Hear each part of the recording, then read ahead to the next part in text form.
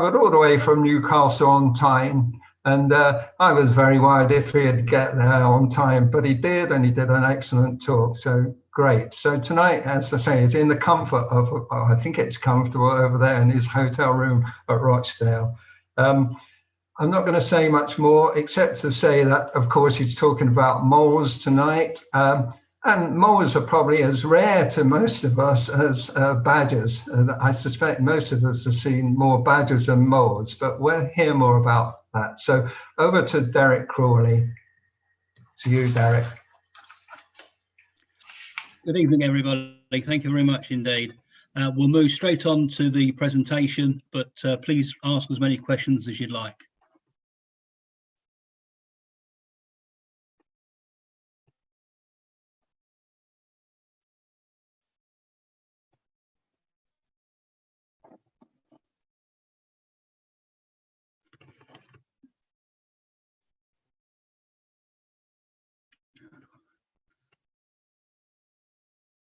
I'm just trying to work out how to take me off my screen, but there we go. So moles is the topic for tonight. I'm sure you've all seen pictures very similar to this one and wondered how on earth the photographer ever managed to be in just the right place, just the right time, and to get a photograph without the mole actually moving too much. Well, I have to say, unfortunately, that these are all total mock-ups. The mole in this picture is in fact dead. And I'm afraid I've actually got a little hair set that a toothbrush to brush its hair back and everything else to make it look a lot more presentable. And therefore I can pose it to make the photograph look about real. And any photograph that you see coming out of a molehill, I'm afraid, is probably the same way. If you are lucky enough to see a mole above ground, they move relatively quickly and it's quite difficult to actually get that nice shot that goes with it. But you'll see some more of those later.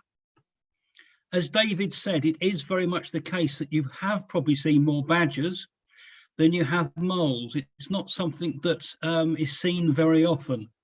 I think I only see one every 2 or 3 years, whereas badgers I definitely see every year. But the presence we all know about. And it's because they live this underground life that does make them quite fascinating and difficult to study.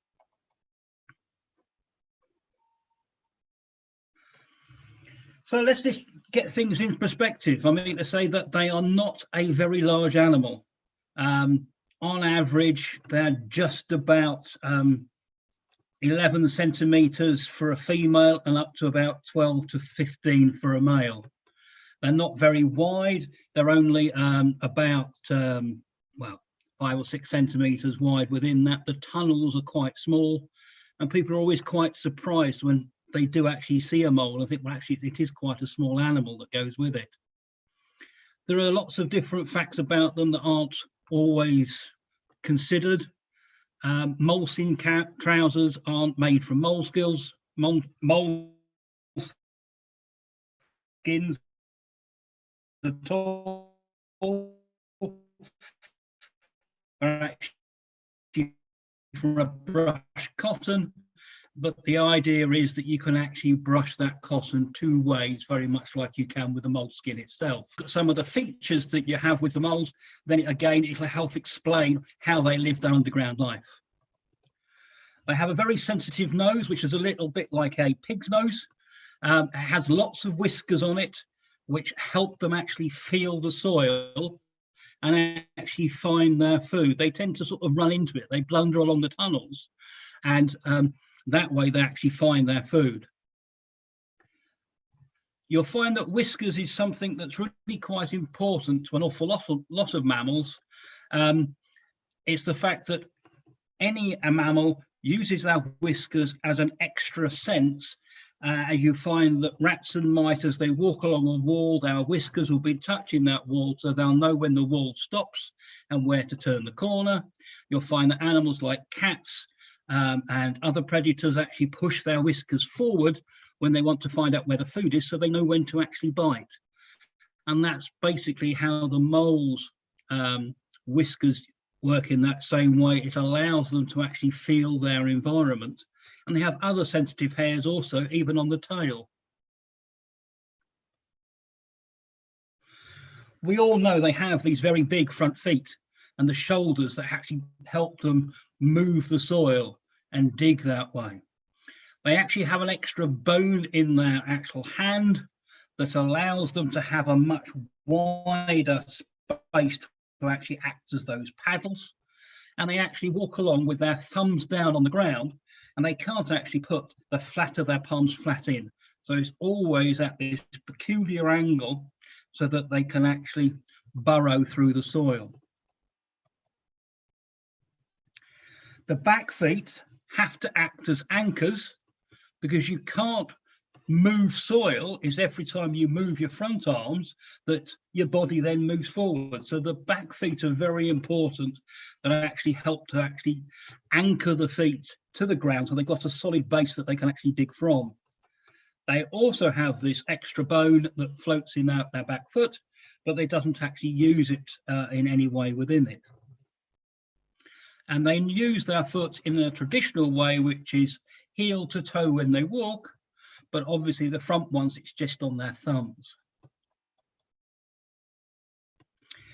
Although they have eyes, a lot of people think that they're blind. They are basically very close, surrounded by the hair, so they don't get any dirt and grit into it, but they are very light sensitive. They can work out whether or not, even within their tunnels, whether it's day or night, and again the periods of long days, short days, which actually helps to onset some of the cycles that go on in the mole's life. The short dense hair stands up as a slight twist towards the bottom near the hair follicle, and that allows the hairs to brush both ways, and it'll quite easily means that you don't get any dirt actually caught in the fur. You can't rough it up the wrong way, and it gives you this very silky appearance to the feel because of that. And again, as they go through the tunnels and they're moving backwards and forwards, the soil therefore doesn't get trapped underneath. The spine is quite flexible in places, and we'll come on to a little bit more about that in other side. But basically it can actually turn round in a very small tunnel and double back on itself. And that's quite important as well. So that even in a tunnel, I should say, you can just quickly turn round and go the other way if they want to. The tail has sensitive hairs acting like whiskers that help detect vibration and also food, and possibly of any intruders actually sneaking up behind it. So that's just some of the features that go with it. If we look at their teeth and their nose, the nose is very sensitive.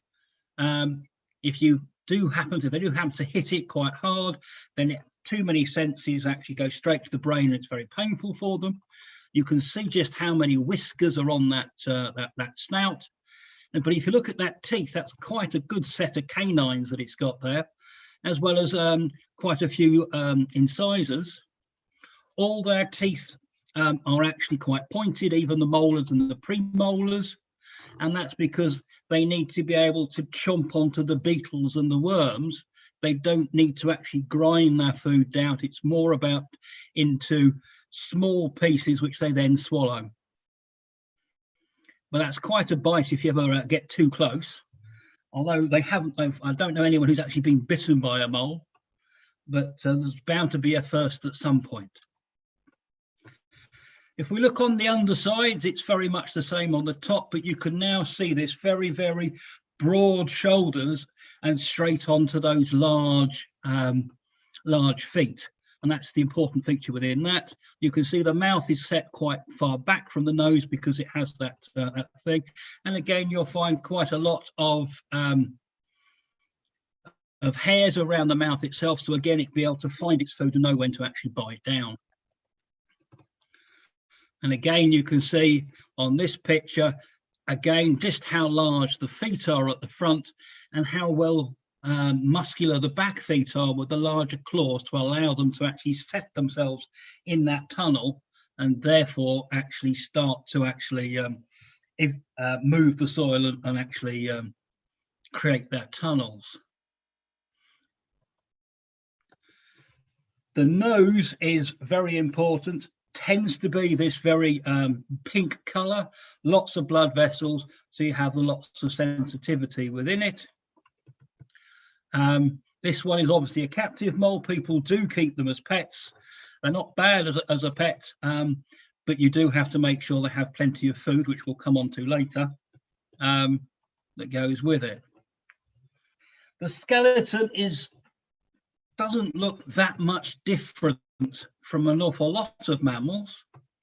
It's trying to get the right perspective here, but you can see just how powerful those front limbs can be when you look at the shape of the tibia and the forearm, and the fact that the muscles in between them can put an awful lot of pressure to actually move those arms sideways. You can also see that on the actual spine, just behind the skull going towards the ribs, there's quite a lot of space in between the different bits of bone. And as it goes across the rib cage and then towards the back, it changes. This allows the mole actually to be able to swivel at that point of just above the rib cage, so it could move its torso virtually at 90 degrees to the chest, and that allows it to therefore turn around in the tunnel, whereas below the rib cage the bones are basically fused, and that way it can give a much better anchor for the front end to actually do all the heavy lifting, with the back being a solid structure from which to actually anchor themselves in the tunnel to allow that to happen. When you consider the twist on the chest is 90 degrees, to put that into comparison, something like a rat can only do about 18 degrees. And that's about similar to ourselves trying to move at that angle to move round. It's not a lot of flexibility, but the mole has this advantage that goes with it. Now, this is the bit that you'll all remember. This is how you see your moles. This is you know that there's a mole around. But mole tunnels are a little bit more than that. Yes, it shows a mole was there, but not having a molehill doesn't mean that moles aren't there. That's a bit of a quandary, I know, but it is this oddity. So the questions we need to work out is, when do they create a molehill? Do the molehills do anything other than just be a waste of material? Or are there any other uses that you have with them? It tends to be the problem that people hate about moles. It causes contaminants within grass pastures. It's caused deaths of monarchs in the past.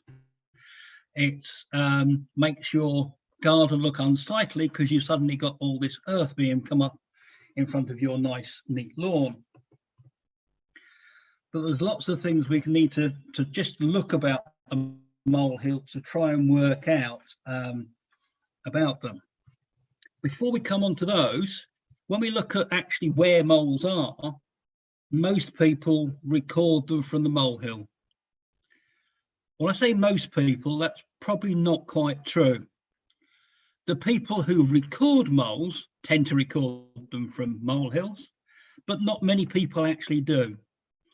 It does, however, show that from the latest atlas of British mammals, that basically moles are everywhere. There are very few places that haven't got a record within a 10-kilometre square.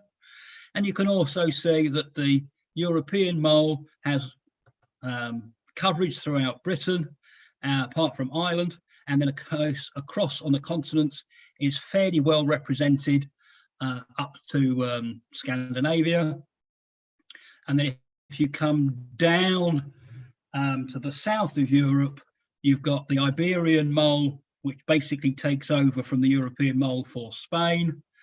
You've got the blind mole for northern Italy, then you have the Roman mole, and then you've got the Balkan. Most of these look very similar. They all use a similar habitat and everything else. It's just slightly different races that go with them that causes the difference between the species. Most of them can't interbreed. So where do you find them? Where should they be? Well, they actually started off as a woodland species. And it's only because we've lost the trees that the moles have actually moved out of the woodlands and into the open fields. They basically were first seen in Britain about 350,000 years ago, and there would have been trying to scurry underneath the feet of mammoths. They have been killed off for the various ice ages since then, but then came across the land bridge at the last ice age, unlike some of their other relatives within families and other mammals that didn't make across to Britain. And it's that same reason with the Irish Sea that, again, they didn't go across that land bridge until that was actually filled in.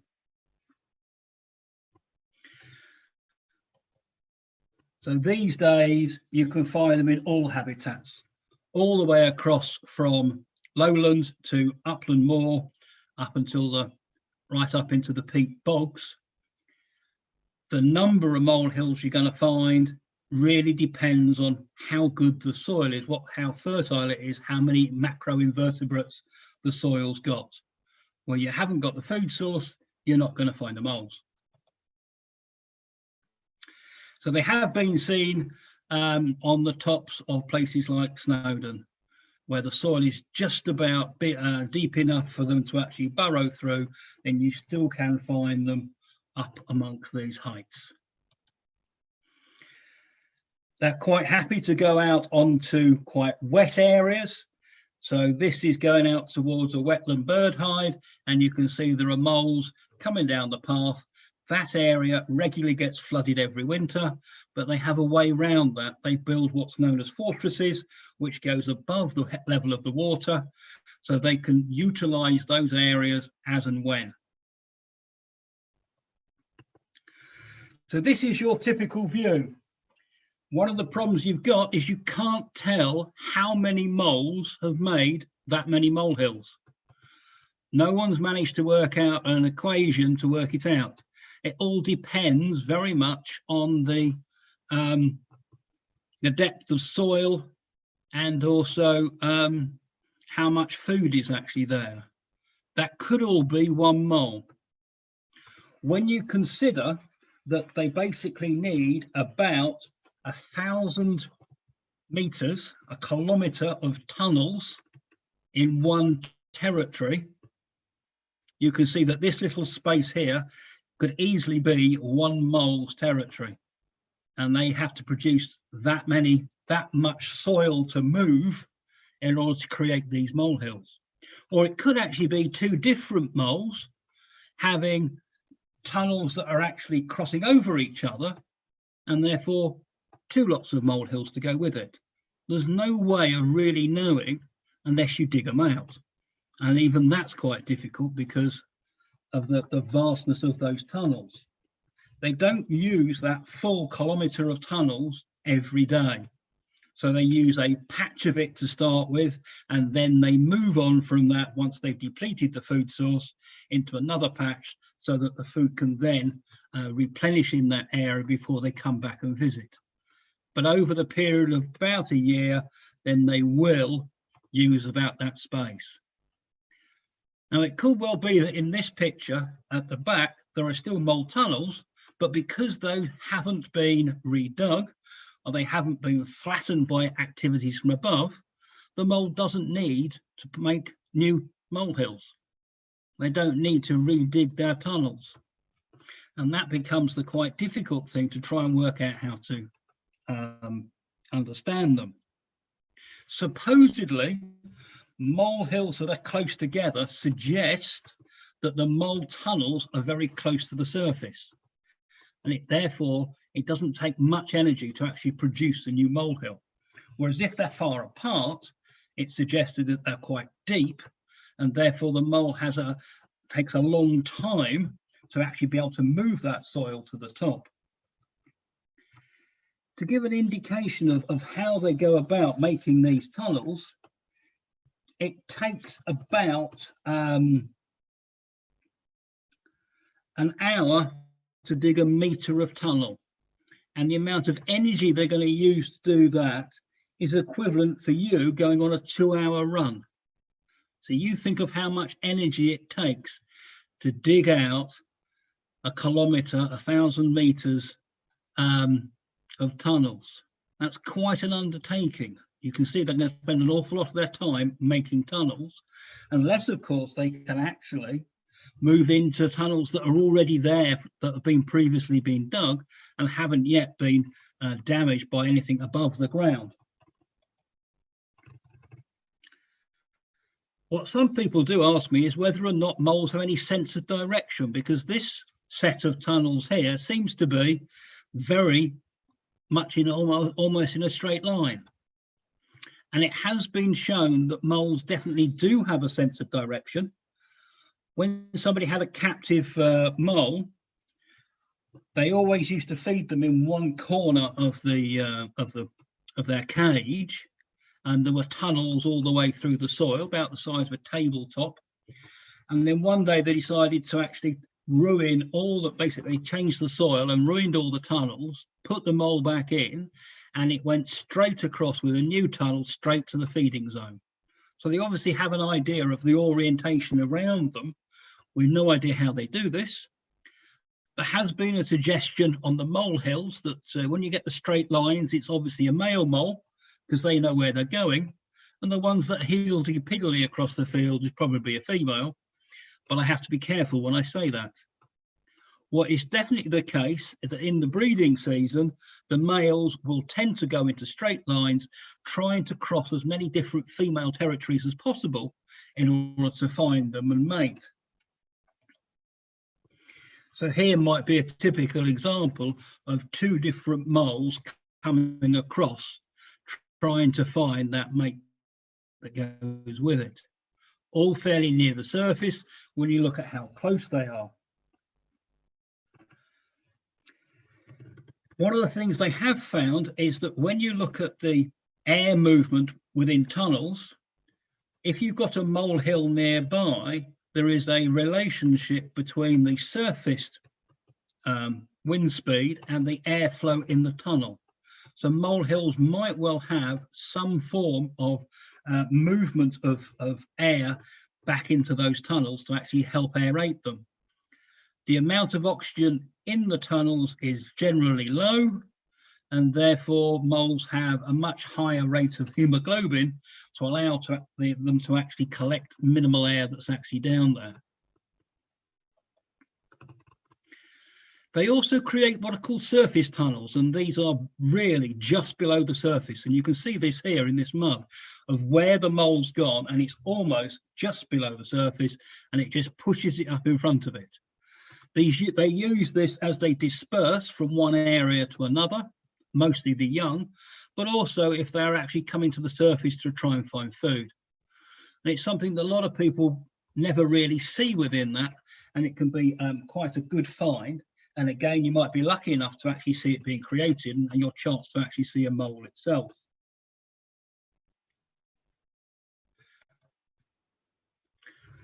So here we've got what actually happens under the ground. There were no molehills above before they actually stripped back the turf here, but you can see the tunnels that go with them.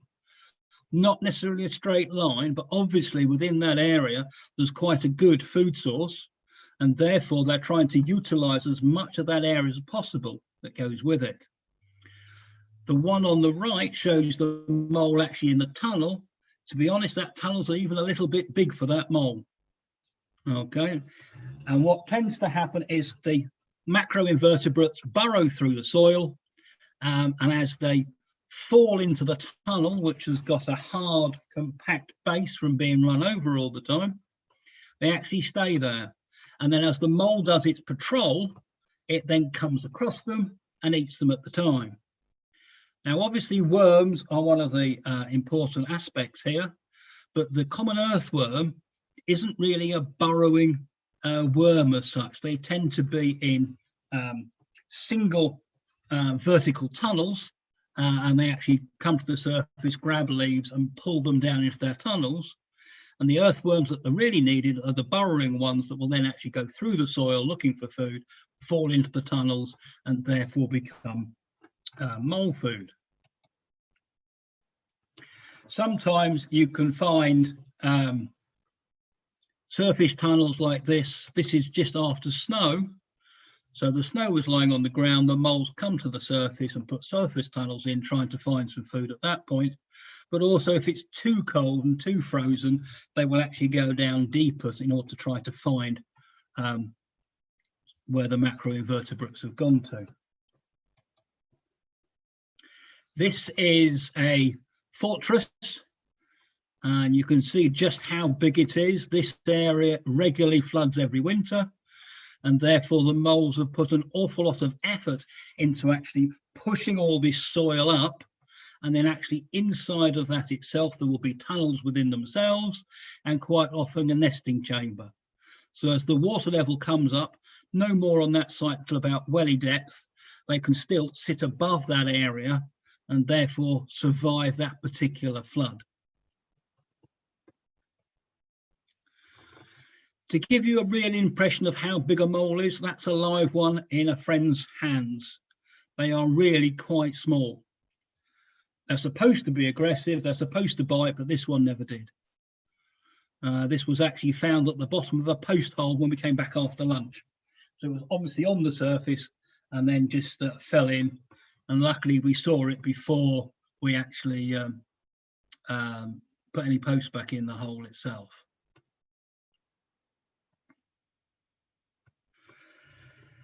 I said they come to the surface, and they do.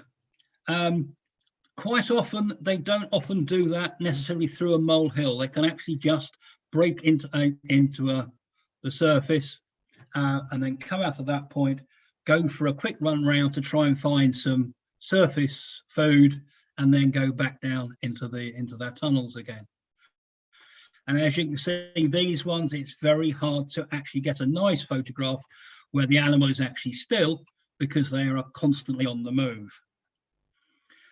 This particular one here was desperate to dig into some soil, but unfortunately it was very thin soil inside of a courtyard with some cobbles on it.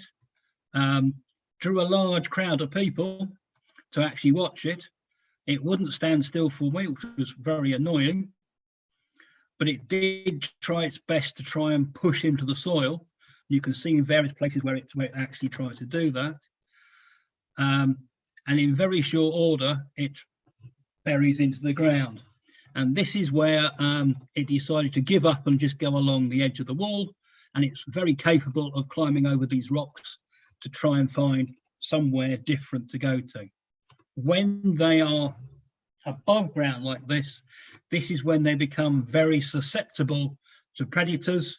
So this is when things like raptors, herons, gulls will actually be able to catch them. And that makes it a large risk for moles to be out and about. It eventually started to dig a hole just here, and this only took about 5 minutes for it to try and disappear from being on the surface, and eventually got that far down and then hit hard stone, so it got stuck, and therefore came out and tried to find out somewhere else. And it was very easy to come out backwards from that situation. And that's the rare view from the bottom side of a mole. If we look at some of this movement to go with it, this should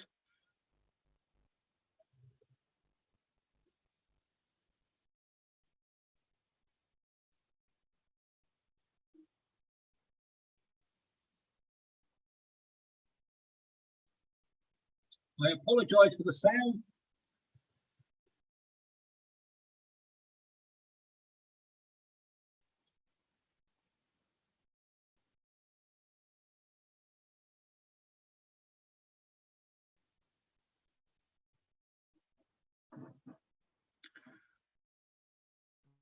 And here's another one. So again, it'll be quite noisy on the background, but hopefully it will show you just how they go about searching for their food in the loose surface on the top.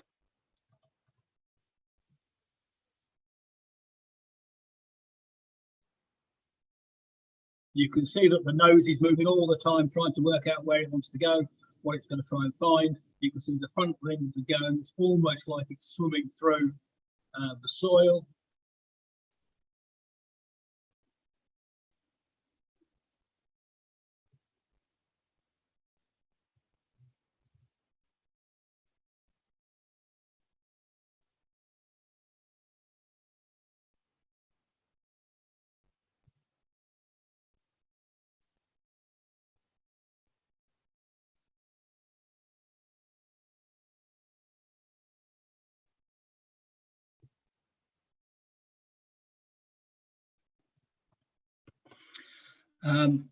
This is a slightly different view. So this is trying to look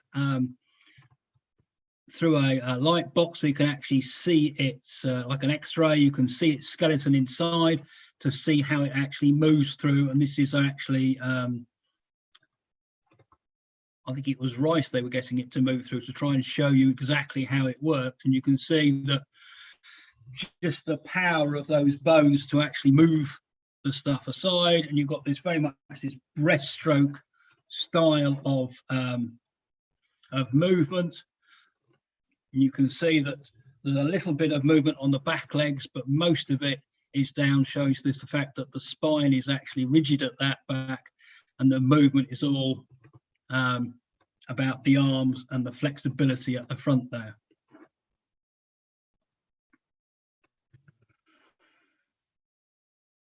If we look at what happens within the year for the mole, they're active throughout the year.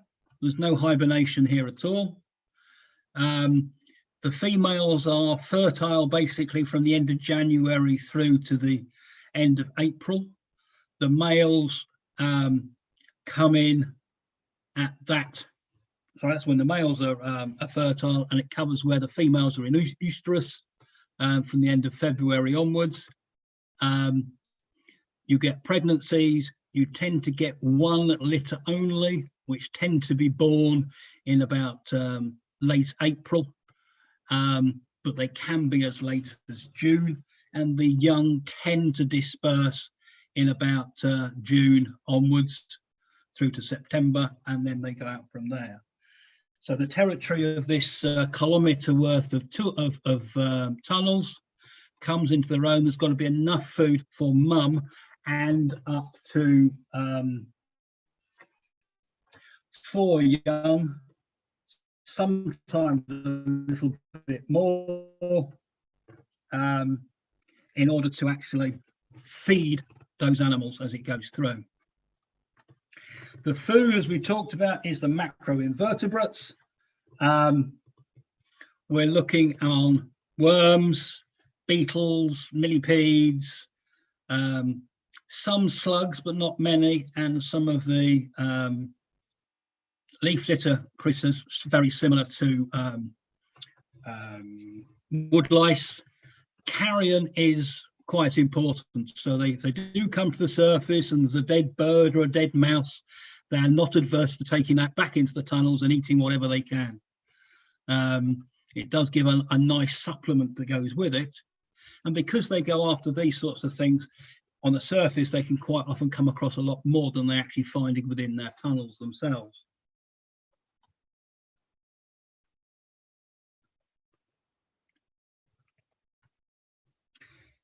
So you can see here, this is the inside of one of those fortresses. You can see the nest in the middle and the tunnels that actually go with it. This will all be one particular territory.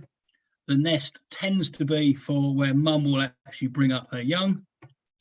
Sometimes there are secondary nests, but there's only one female that will actually use this as her territory, and it takes from there. What are we on to today? The moles need to eat roughly half their body weight a day. if they don't eat for 2 days, if they starve, they'll basically die. They have a very high metabolic rate, so therefore they need to have a good source of all those macroinvertebrates.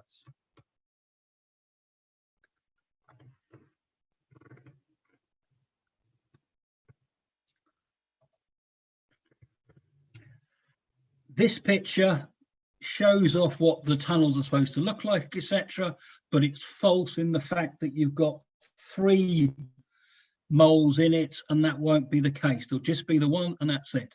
But before we even get to that stage, we need to work out how it all sort of fits together. The tunnels, you can have 2 different territories cross each other, so you might actually have communal tunnels, and the 2 moles might actually meet, but they're very good at not doing that. They tend to be quite aggressive to each other, but they don't actually fight. So that aggression comes in some defense, but the defense very rarely seems to be an actual meeting. It's a very peculiar thing to explain. Both the males and the females have quite a high testosterone levels, which brings out this slightly aggressive nature within them, but they seem to be able to sense where another mole is, and therefore they tend to just keep apart. But it can be that it's there. When a male needs to find a female, then the amount of testosterone actually decreases in the female because of day length, and therefore she actually brings on her, the female side, the ovaries start to develop, and everything else that goes with it, and that becomes less aggressive, so the males can actually have a chance to actually get in there and actually mate. You tend to find that she will mate with as many different males that happen to find her, so you can have multiple fathers within this one, but she tends only to mate that once at one period and then have a pregnancy and move on from there.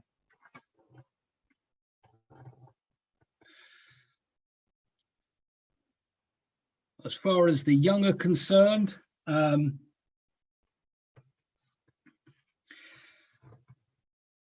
they are born pink, blind, no hair.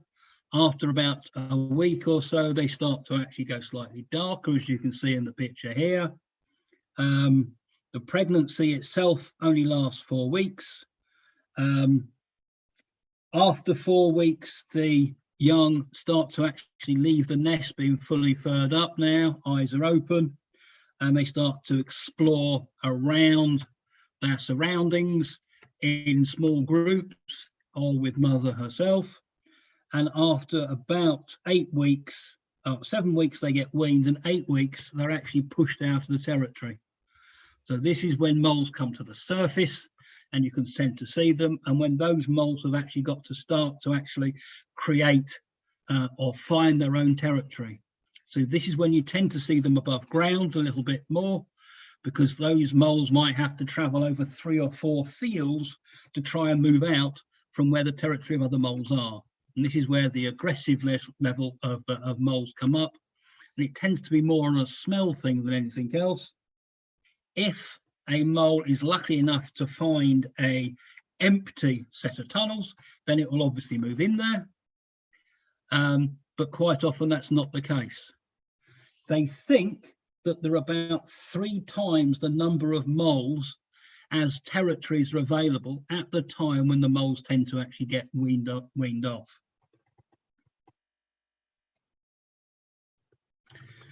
So this picture of after some moles have been gassed is just before mum is going to get rid of all the youngsters.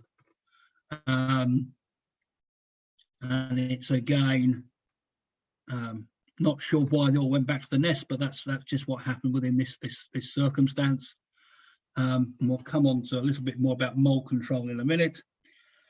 But it's all about this idea of them trying to find these new territories to actually to use, or if in this circumstance this territory has now been cleared out of moles, then another mole from a neighbouring area will soon work out from smell that there's not anybody in there and will actually come in and take over.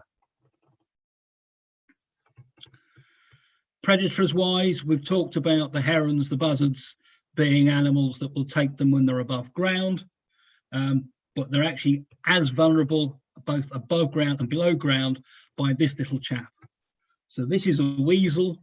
They are small enough to be able to go into moles' tunnels and actually go through the tunnels and find the mole. And then there's not a lot the mole can actually do. It can try to run away, but the weasels are very effective killers. We do find that other animals, mostly mice and some voles, will actually also use abandoned mole tunnels. And quite often people find a small hole in their garden with no soil above it, and they think that something's coming in and out of their garden, and it's quite often small mammals or even weasels using the old mole tunnels and just breaking out of that tunnel from below, so all the soil actually falls into the tunnel itself. This isn't such a common sight anymore as it used to be, where a mole catcher shows off his or her prowess at actually killing moles. But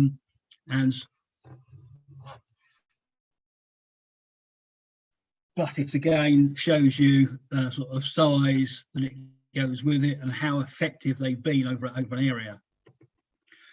Quite often you will find dead moles, such as this one, and that could be just down to old age or starvation. Quite often, if they come out in a very dry season, in sort of June time, they might not just have enough food when they're being moved on, and therefore they just die from the starvation within that one. They reckon that most likely they live to be about 2 or 3 years, but they could, in theory, live to about 7 or 8. But again, trying to have one and work out how old it is can be quite difficult. You can do it slightly by looking at their teeth, but it's not an easy thing to actually either sex a mole or in fact to age them. They do come in a variety of colours, however. Not all moles are black. You can see this very silver one down the bottom. And there's also been other colours that have been reported over the years. Here's a nice orange one. Most of these records, unfortunately, come from mole catchers, who, when they come to collect their the dead animals, they get the shock of their surprise to suddenly find a different colour, and therefore they would talk about or want to actually show off and say, look, you know, we've never seen one this colour before. We're not looking at 1 in 100 or something like that is going to be a different colour. You can get little pockets of colorations in different parts. We're not too sure on what the genetics on this is, whether or not you need to have, whether black is dominant and therefore you need 2 recessive genes to get the colours through. That's still work that needs to be done. There are a variety of methods of catching moles. There are several killing traps, all which are supposedly humane. There are live capture tunnels which work on a single entry door or non-return door, and there are various things to try and supposedly get the moles to leave, like this sonic device that's actually pushed into the actual tunnel itself. All of them means that you've got to be able to find your tunnel to start with, and what tends to happen is that you find 2 molehills, you get a stick, you push it into the ground, and when it suddenly drops by about 1.5 inches, then you found your tunnel. With this humane one, you can then dig down, put it either along the tunnel itself or at right angles, with the hope that the mole will come in, go through the silver door and then get trapped. I've tried this on numerous occasions and failed miserably to catch any. But this is the basic process. So you dig down, You can see you're wearing a glove to try and mask your smell, because smell is very important. Here's the tunnel actually excavated, so you can see where it is. You can put your trap into that point. This unfortunately is an example of one of the kill traps.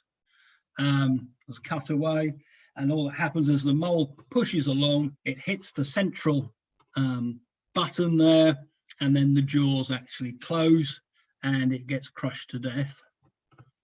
Other ones on a similar basis. These are all fairly instantaneous, although there are I prefer not to use them. I prefer to actually catch them and look at them, or in fact I prefer to leave them alone. I have tried to make my own tunnels, and I have had the as you can see here, the humiliation in front of my mammal group to say, yes, here is a mole trap. And not only did the mole then fill my trap full of soil, it then burrowed all the way through it. Quite often for the traps that I put down, and even on the live traps, they will sense that it's not there, it's something different, and therefore they will quite often push soil in front of them and actually block off that tunnel. And more than once, they've actually then tunneled around the side of the trap just so they continue on their way. And a lot of that soil is then actually pushed into the sides of the wall rather than having to make an actual new mole hill. So you know nothing about it until you come to open it and find out that once again, you failed to catch your live mole to show people. And quite often, as we said it, they do just push through the soil rather than having anything else, and just allows them to create that space. I've gone through quite a lot of stuff here to try and give you an insight to the mole's life. There's, as always, there's bound to be things that I haven't answered, so there'll be questions, I'm sure. But if you want to read more about moles, then I recommend this book by Rob Atkinson, who has spent a long time actually studying these for his PhD, and it makes a good insight into how moles live their life, and a little bit about the folklore and history associated with moles. I thank you very much, and I believe that will be the end of my talk. So if we go back to Hi, Derek. Hi, Derek. Thank you very much. A most interesting talk. There are a number of questions coming through, but whilst I look at some of them and select some, can you tell us if the males ever search over ground for mates? They have been known to go above ground. They know that as you travel along, they seem to be able to know about large rocks and obstruction, so it's not unheard of them to go across. Quite often for molehills, we don't actually see any new ones for most of the summer. We tend to find them sort of February, March, when new territories are starting to be developed for the breeding, and then very much sort of the end of the summer for when new territories are being built up. In between that, if anyone's taken a mower over rough ground where there's molehills, then you'll suddenly find a new spate of molehills then. And a lot of people see that on grass verges next to roadsides. Okay, thank you. We've got a question here from Charlotte Piper. How do moles communicate with one another? Do they make any sounds, e.g. grunts? They can squeal, I've been told. A few years ago, my wife was lying in bed quite late. One of the cats came upstairs with a mole in its mouth, squealing. That's the mole, not the cat. She shouted at the cat. The mole was dropped and then disappeared underneath my daughter's bed. And my wife then spent the next 2 hours trying to recapture it. It wasn't put off by that. She didn't, it just ran away from her. She eventually managed to catch it and then told me afterwards, and I was annoyed because she never actually got round to taking a photograph or anything for me. But apart from the squeal, that was about it. For the communication, there isn't any as such. The males will come into her territory and basically find her via smell, and there'll be a confrontation, and eventually they mate. No one's actually seen that. You would have thought you would need a slightly bigger tunnel for the male to get on top, as it were. They do, when they looked at in research, quite often the moles seem to know from different territories when they are nearby, but they try to avoid each other. Okay, another question. This is anonymous. And you touched on the difficulty of surveying, but other than the presence of molehills, are there any ways to survey moles? And is there any indication of the population of Britain? No, it's the simple answer. Molehills tends to be it. We tend to look at, there's a guess that a mole, that the spatial area is about sort of 30 to 40 meters across, and in that you'll get your kilometre worth of tunnels, because it's both shallow and quite deep. They can go about 1.5 meters down. So if you look at that as being a territory and you've got molehills across an area, you can basically say 3 or 4 moles, and it goes from there. Population is a wide guesstimate. No idea at all on the population. No. Other than widely distributed.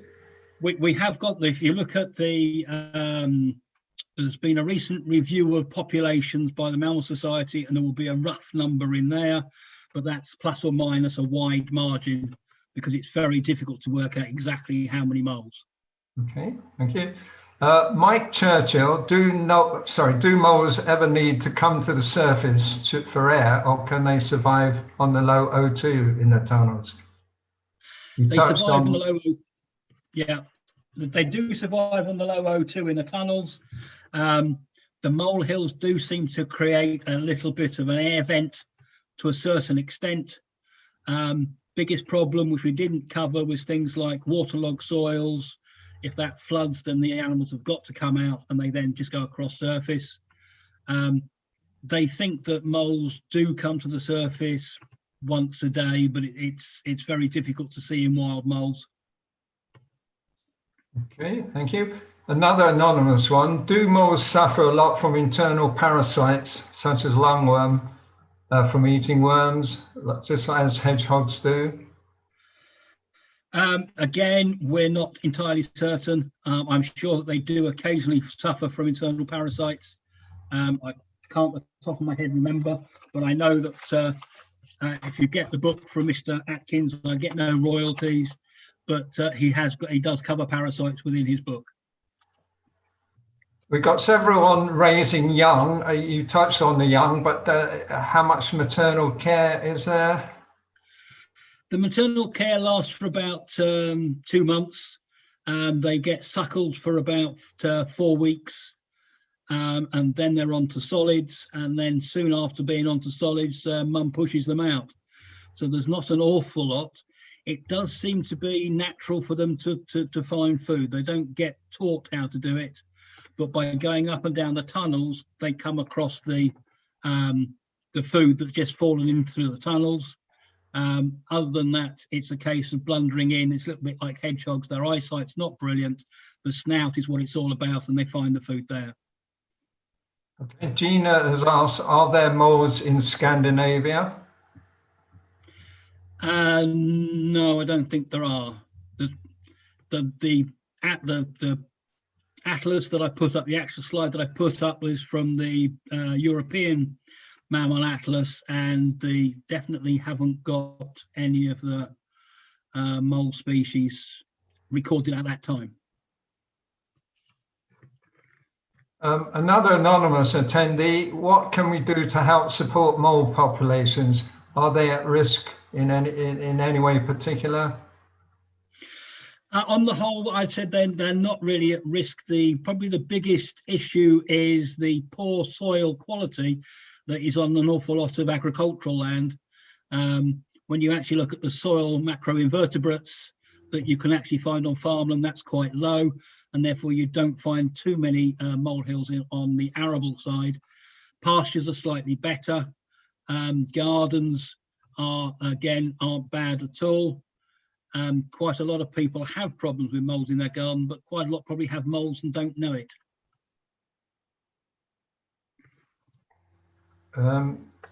What's this one? Anne says, what happens if you simply squash the soil and leave the land alone? Not quite sure what she means there. I mean, in management of land. Where basically the mole hills will be flattened, but the moles will just create more tunnels and more mole hills. You're better off to actually scrape the mole hills off the surface, use it for topping up your flower beds, even your flower pots for that matter, and move from there. Provided those tunnels aren't squashed down, then the moles won't put up to that many new tunnels. Another one, Kelly's just further to do with breathing underground. Please, could you explain how they do actually breathe underground? The tunnels have got air in them, and the soil's got air in them. The level of oxygen is lower than it is above the ground, and therefore, in order to absorb enough oxygen to actually survive, they actually have more red blood cells, and the red blood cells allow them to breathe in much lower levels of oxygen. So it's very much similar to being halfway up Everest for the amount of oxygen they've actually got to use. It's better closer to the surface than deeper down, and most of their tunnels tend to be within that sort of 30 centimeters of the ground, so that they have sufficient air to survive. A question from Matt. What are the main reasons for mole control? It tends to be the problem with the mole hills itself. So if you've got a silage field, then the mole hills, when you actually come to collect the grass, the soil gets in there and contaminates the actual process of silage, and can create it'll spoil the silage, basically create poisons. It'll cause problems with uneven grounds. If you've got cattle, horses, especially horse rides, then as you put your foot down, it'll actually sink into the tunnel. As I said, I think it was King John, I'm not very good at my history, fell off his horse because he hit a mole hill or a mole tunnel. A lot of people just don't like the tunnels on top because they are they're unsightly on someone's lawn. Golf courses, bowling greens, your best lawn outside, that causes the problem. And when people come to cut the grass, then the soil actually blunts the blades of your mowers, etc. They tend to be the main reasons, but they have lots of positives. They churn the soil over, they aerate it, they get rid of some of the harmful insects and macroinvertebrates that are actually underground. So there are always pros as well as cons. And it doesn't matter, although we tend to think about moles as being sort of countryside based, they'll definitely, once they move into towns without too much problems, they're there. I think people forget that you've got this huge underground network of tunnels that are there. It's only where the mole hills is that we think moles are. Okay, we've got another question from Kate. I once saw a mole swimming by choice. Is this normal? Yes, they're very good swimmers. You can see that good breaststroke appeal. So your breaststroke at the front and doggy paddle at the back. Quite often in flood areas, they will hold their breath, swim through the tunnels, break free, come to the surface, and then swim to the edge, and then set up temporary homes just above flood level. And then once the flood disappears down, they will go back. And it's been quite often seen that young animals will actually go across rivers, streams, canals, in order to try and get to the other side for so they can disperse into new areas. Another question from Hannah Coots. How are moles with other burrowing animals or mammals, such as badgers? Do they use their sense of smell to avoid them? And I'll add to that, do any digging animals, such as foxes, badgers, ever dig up moles? There's a predatory action. Both foxes and badgers will actually try to dig into the where the nests are, because they tend to be about 30 centimeters from the surface or in the actual fortresses. We believe that they don't avoid badger sets when they're digging, but if they did break in, they just simply block it up and move elsewhere. So I don't think there's a lot of interaction between burrowing animals within this, but there is predatory control if they can smell them out. Okay, the next one is Lorna Oris Dib. Is there an overall decline in mole numbers? As we hear about decline in other animals, including earthworms, I wondered if this affects the mole numbers. Very difficult to answer that, I guess. At the moment, we don't think there is. The only thing we can do with that is, like all things, the more times animal is recorded, the better chance we know of when they start to decline. I've been recording moles now for the last 30 years, and I haven't really seen that much of a difference. If the flatworm, New Zealand flatworm, was going to affect worms, then we'd have expected to see a much bigger decrease in the number of molehills and moles in different areas, but we haven't really seen that. Well, I'm glad you answered that, because someone else has asked that question. You've saved me asking that one. Thank you. There's another question here I was going to get. Well, are moles legally protected species? I'm sure most of us know the answer to that, but if you can comment on that. Unfortunately, no, they're not.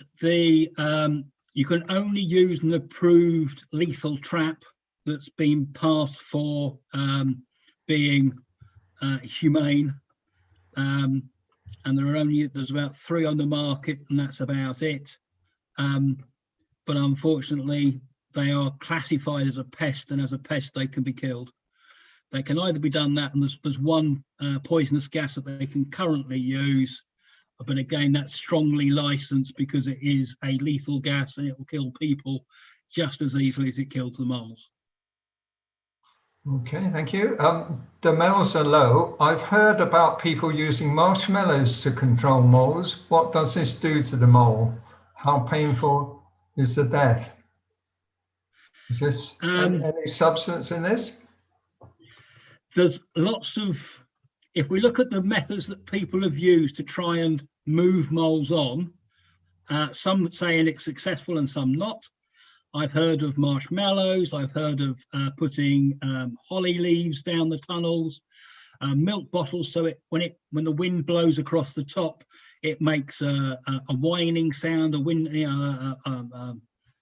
a sound. I've heard of the sonics.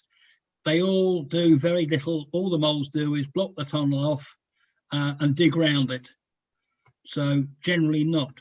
But this is the fun thing, is that if you suddenly find there are no new molehills appearing, people think that the moles have gone. And the answer is they haven't gone. They're merely not needing to dig any more tunnels. So they're quite happily living underneath our feet and we don't know it. I like that one, because I've had a lot of moles in the past and I wondered what would happen to them. Okay, Wendy Halford, what happens to the moles over long periods of frozen earth? Well, when the earth is frozen for a long time, like the severe winters we sometimes get. Again, they will come out to that just underneath the surface if there's leaf litter, and go through the leaf litter, which still has macroinvertebrates in it. Other than that, as the frost goes down through the soil, they will dig down deeper to try and find out where those macroinvertebrates are. Most of those invertebrates don't hibernate in the cold weather. They might be slightly less active, but they generally survive quite well.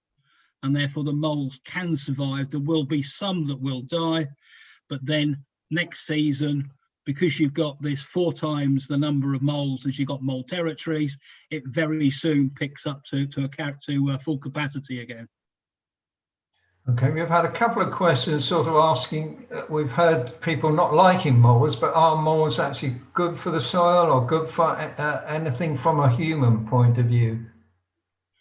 Well, yes, I mean, say that as we've said before, they actually create the airspace within them that allows the macroinvertebrates to be there, which creates better soil fertility as they break down vegetation.